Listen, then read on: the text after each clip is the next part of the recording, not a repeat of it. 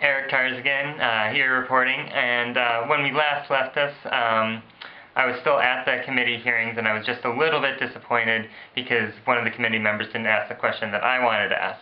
But what I didn't realize, and what I've been experiencing for the last couple hours, is the excitement of some of our Chicago allies who got a specific reference to the city of Chicago and the apartheid-like housing segregation that exists there from one of the committee members.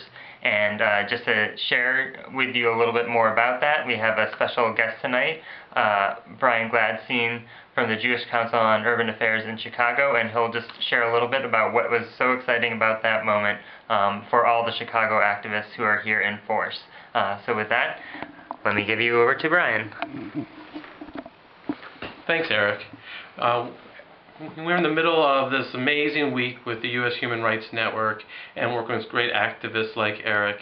And then we were there for the 3-hour long hearing that finally came, and it was one of these long hearings that talked a lot about the things we wanted to hear, but we were really taken back when we heard Chicago was mentioned and how Chicago was mentioned by Dilip Lahiri from India, who is an CERD committee member, and he used to live in Chicago and said residential segregation was awful there.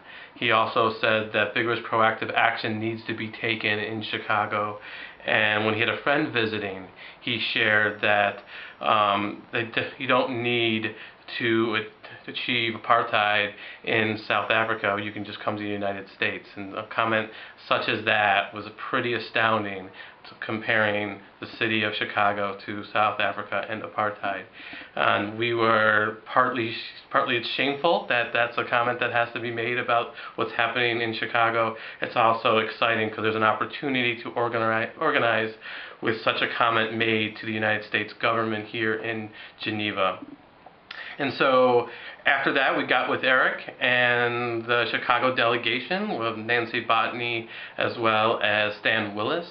Sat down and we drafted a letter that's going to go straight to Mr. Lahiri for tomorrow session. That's going to be another 3-hour session, and really asking him to push the U.S. government on the issues and concerns we have in Chicago. We're recommending, first off, that there is 1-for-1 replacement for all the public housing units that have been demolished in Chicago. 19,000 have been demolished, only 2,000 have been created.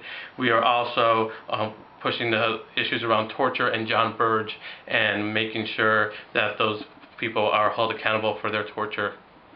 Thank you.